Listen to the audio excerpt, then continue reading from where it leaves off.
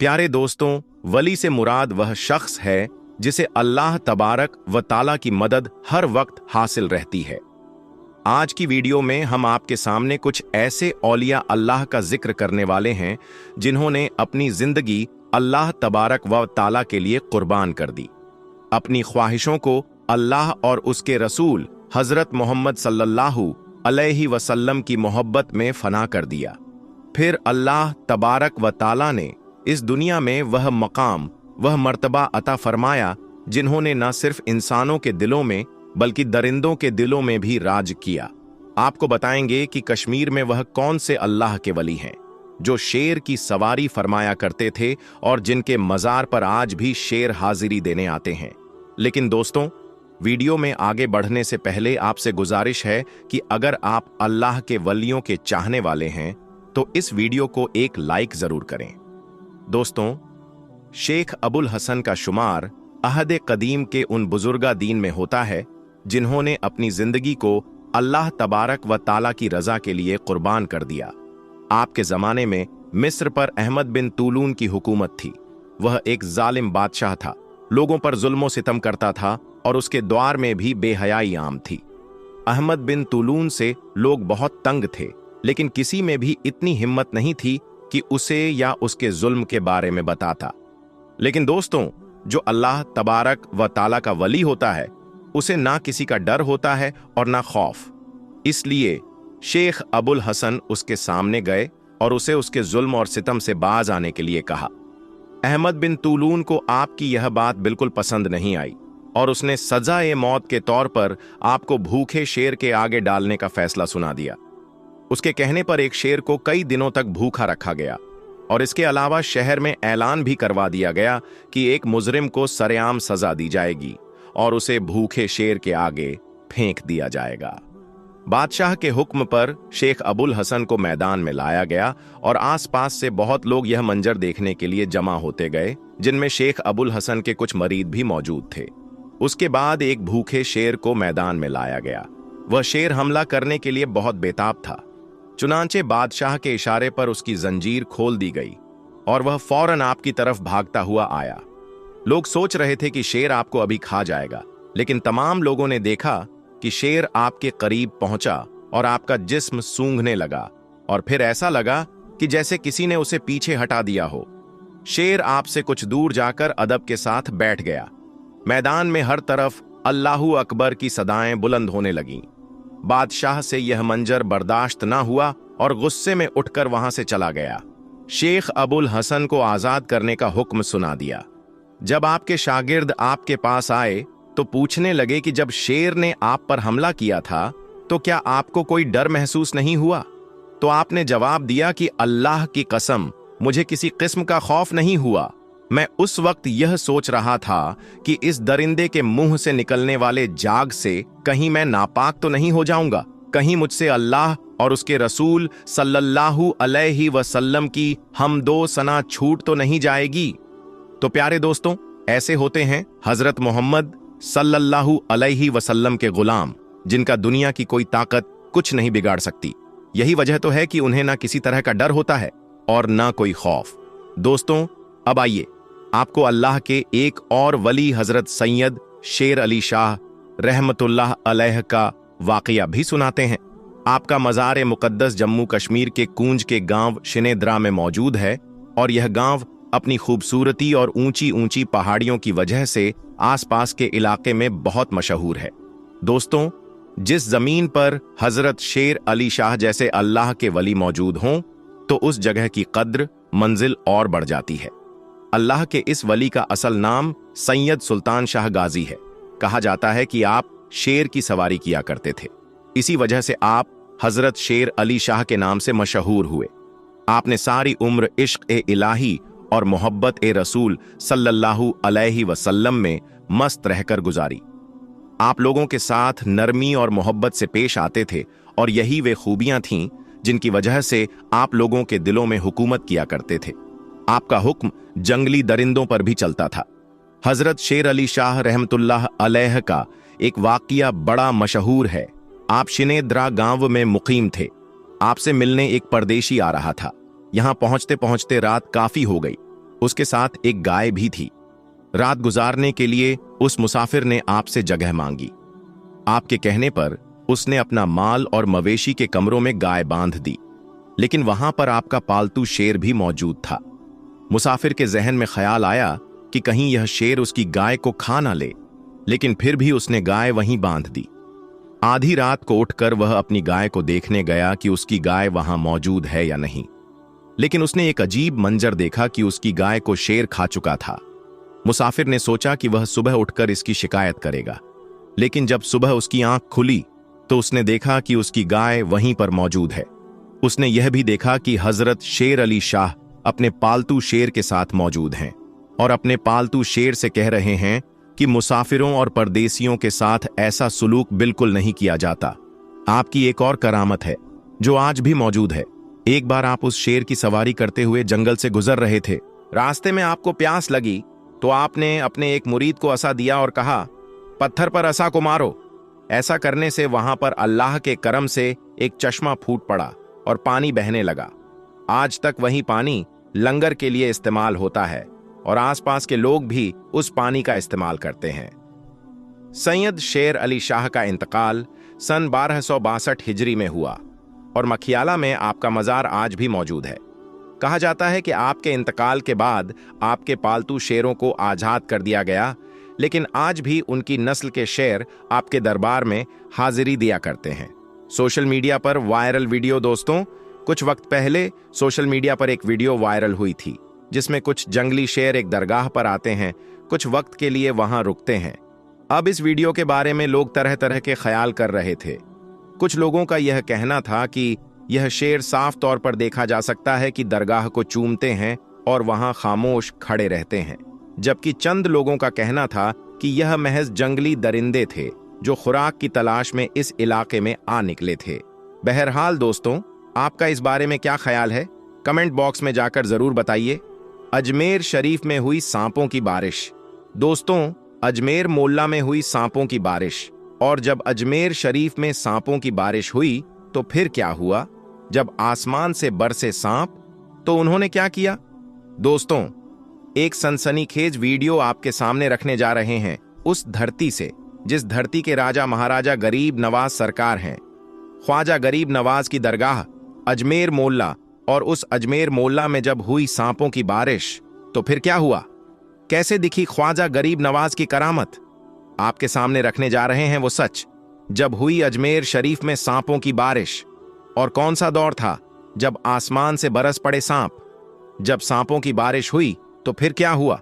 गूंज उठा हर तरफ, अल्लाहू अकबर। वीडियो का आगाज करने से पहले दोस्तों, इससे पहले कि वीडियो का आगाज करें, आपसे एक गुजारिश है। अगर अभी तक आपने हमारे चैनल को सब्सक्राइब नहीं किया है तो अभी सब्सक्राइब कर लें और साथ में लगे बेल के घंटे को जरूर दबा दीजिएगा।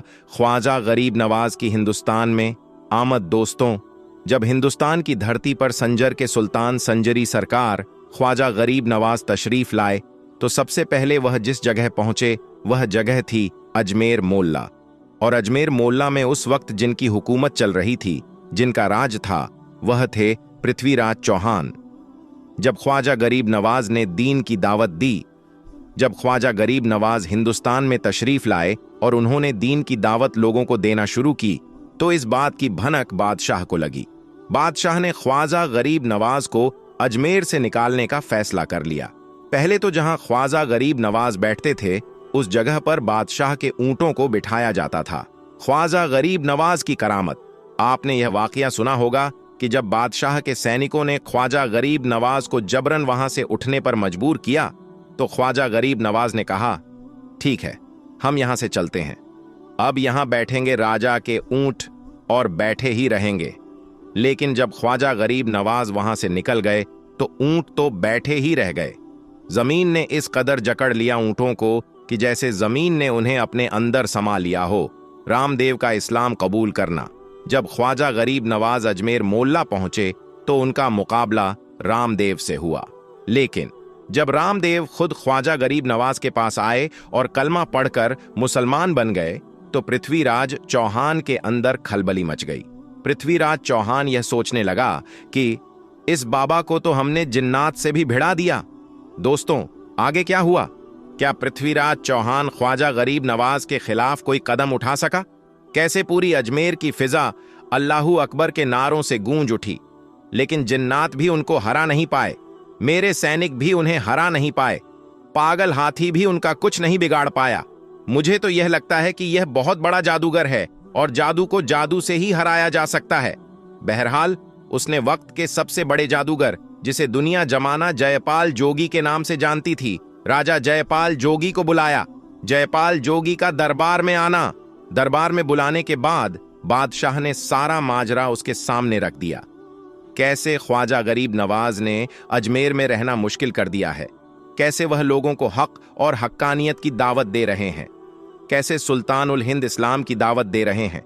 हमने बहुत कोशिश की, लेकिन वह भागते नहीं हैं। हम किसी भी तरीके से ख्वाजा गरीब नवाज को अजमेर से भगा दें। जयपाल जोगी का घमंड। अब दोस्तों, वह उस वक्त का सबसे बड़ा जादूगर था, घमंड में चूर था। उसने कहा, बादशाह, टेंशन लेने का नहीं, मैं हूं ना, मैं पल भर में उनको भगा दूंगा। और अगर वह अजमेर से नहीं भागे, अजमेर को खाली नहीं किया, तो फिर वह अपनी जान से भी हाथ धो सकते हैं। जयपाल जोगी का ख्वाजा गरीब नवाज से भिड़ने जाना। बहरहाल, जयपाल जोगी ख्वाजा गरीब नवाज से भिड़ने के लिए निकल पड़ा और साथ में ले गया 2500 छोटे छोटे जादूगरों की फौज। जब ख्वाजा गरीब नवाज को खबर मिली कि जयपाल जोगी आ रहा है, तो मुरीदों के दिलों में थोड़ा सा डर था, क्योंकि जयपाल जोगी वक्त का सबसे बड़ा जादूगर था। उसकी जादूगरी का कोई तोड़ नहीं था। मुरीदों की बेचैनी। मुरीदों ने अर्ज किया, हुजूर, आज आपसे मुकाबला करने के लिए जयपाल आ रहा है। वह जयपाल जिसकी जादूगरी का कोई कांट नहीं कर सकता। वह जयपाल जो आज तक किसी से हारा नहीं, जिससे भी भिड़ा वह बर्बाद हो गया, नस्त ओ नाबूद हो गया। ख्वाजा गरीब नवाज का जवाब। ख्वाजा गरीब नवाज मुस्कुराए।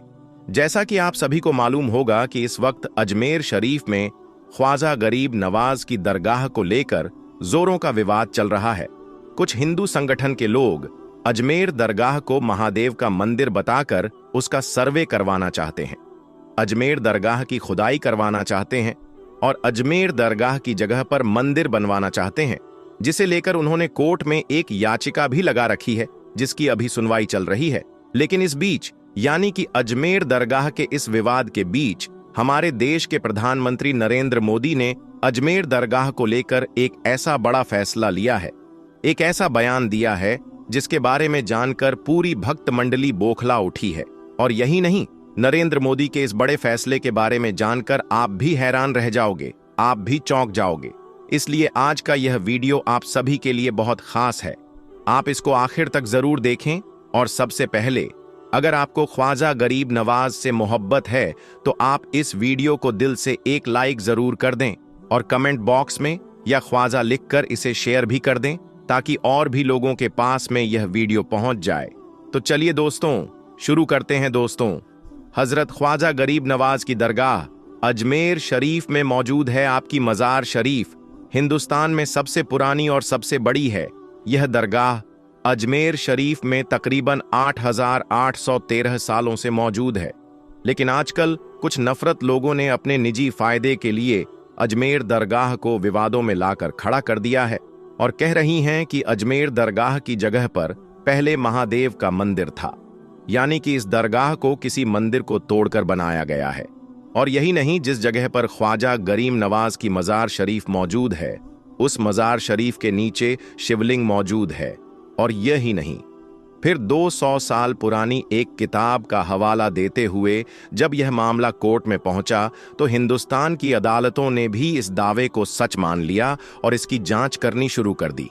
लेकिन इस वक्त अजमेर शरीफ में मंदिर और दरगाह विवाद के बीच देश के प्रधानमंत्री नरेंद्र मोदी ने एक बहुत बड़ा फैसला लिया है, जिसके बारे में जानकर पूरी भक्त मंडली में हड़कंप मचा हुआ है। दोस्तों, जैसा कि आप सभी जानते होंगे कि इस वक्त अजमेर शरीफ में ख्वाजा गरीब नवाज की 8813 उरस मुबारक चल रही है, जिसमें लोग दूर दूर से अपनी मन्नत लेकर अजमेर शरीफ में पहुंच रहे हैं। और अगर कोई किसी वजह से अजमेर शरीफ में नहीं पहुंच पा रहा है तो वह अपनी आस्था को लेकर ख्वाजा गरीब नवाज की मज़ार शरीफ पर अपनी ओर से चादर भिजवा रहा है। हम आपको बता दें कि अजमेर दरगाह को लेकर यानी कि ख्वाजा गरीब नवाज की मज़ार शरीफ को लेकर हमारे देश के प्रधानमंत्री नरेंद्र मोदी की भी बहुत आस्था जुड़ी हुई है। जब भी अजमेर शरीफ में उरस मुबारक आते हैं तो इस मौके पर नरेंद्र मोदी की तरफ से अजमेर शरीफ में यानी कि ख्वाजा गरीब नवाज की मज़ार शरीफ के लिए चादर जरूर भेजी जाती है। ऐसा पिछले 11 सालों से हो रहा है, यानी कि नरेंद्र मोदी पिछले 11 सालों से अजमेर शरीफ में चादर भिजवा रहे हैं। इसी के चलते हुए इस बार भी या की ओरस 2025 के मौके पर भी हमारे देश के प्रधानमंत्री नरेंद्र मोदी ने अजमेर शरीफ में अपनी ओर से चादर भेजने का बड़ा फैसला लिया है। हम आपको बता दें कि नरेंद्र मोदी की तरफ से 4 जनवरी को यानी कि कल के दिन हजरत ख्वाजा गरीब नवाज की मज़ार शरीफ पर चादर पेश की जाएगी। अब नरेंद्र मोदी वैसे तो हर साल अजमेर शरीफ में यानी कि ख्वाजा गरीब नवाज की मज़ार शरीफ के लिए चादर भिजवा है, लेकिन इस प्रधानमंत्री नरेंद्र मोदी की तरफ से चादर पेश करना इसलिए खास हो जाता है क्योंकि इस वक्त अजमेर दरगाह का विवाद कोर्ट में चल रहा है, जिसे देखते हुए पूरी भक्त मंडली में हड़कंप मचा हुआ है। और यही नहीं, इस बात को देखते हुए हिंदू सेना का जो अध्यक्ष है, जो विष्णु गुप्ता है, जिन्होंने इस पूरे मामले को उठाया है, जिसने अजमेर दरगाह को लेकर कोर्ट में याचिका लगाई है, उसने तो बाकायदा नरेंद्र मोदी को एक चिट्ठी लिखकर अजमेर शरीफ में चादर भिजवाने की अपील की है और कहा है कि अगर आप अजमेर शरीफ में चादर भिजवा हैं तो इससे हमारा केस प्रभावित हो सकता है और हमें इंसाफ नहीं मिलेगा। कोर्ट में केस चल रहा है और वहां से कोई संवैधानिक पद यानी सीएम और पीएम वहां चादर भेज रहे हैं, तो मुझे लगता है कि मेरे जो केस चल रहा है, हमारा मंदिर का जो हमने दावा पेश किया है उस पर असर पड़ेगा। इसीलिए आपको बता दें कि अजमेर दरगाह को लेकर प्रधानमंत्री नरेंद्र मोदी की बहुत आस्था जुड़ी हुई है, इसलिए उन्होंने इस चिट्ठी को भी खारिज कर दिया है और कह रहे हैं कि वह अजमेर दरगाह में चादर जरूर भिजवाए। इसके लिए प्रधानमंत्री नरेंद्र मोदी ने अल्पसंख्यक मामलात के केंद्रीय मंत्री किरण रिजिजू जी को चादर लेकर जाने के लिए कहा है। इसलिए अब 4 जनवरी को किरण रिजिजू जी प्रधानमंत्री नरेंद्र मोदी की चादर लेकर अजमेर शरीफ में पहुंचेंगी और 4 जनवरी को सुबह 11 बजे नरेंद्र मोदी की चादर ख्वाजा गरीब नवाज की मज़ार शरीफ पर पेश की जाएगी। हम आपको यह भी बता दें कि प्रधानमंत्री नरेंद्र मोदी कोई पहली बार अजमेर शरीफ चादर नहीं भिजवा रहे हैं, बल्कि पिछले 11 सालों से वह लगातार ख्वाजा गरीब नवाज की मज़ार शरीफ के लिए चादर भेज रहे हैं। इससे पहले प्रधानमंत्री नरेंद्र मोदी के पहले कार्यकाल में उस वक्त के अल्पसंख्यक मामलात के केंद्रीय मंत्री मुख्तार अब्बास नकवी नरेंद्र मोदी की चादर लेकर अजमेर शरीफ में पहुंचे थे। दोस्तों, आपकी जानकारी के लिए बता दें कि इस बार अजमेर शरीफ का सालाना औरस 28 दिसंबर 2024 से शुरू हो चुका है और इस वक्त ख्वाजा गरीब नवाज की दरगाह में उरस मुबारक चल रही है।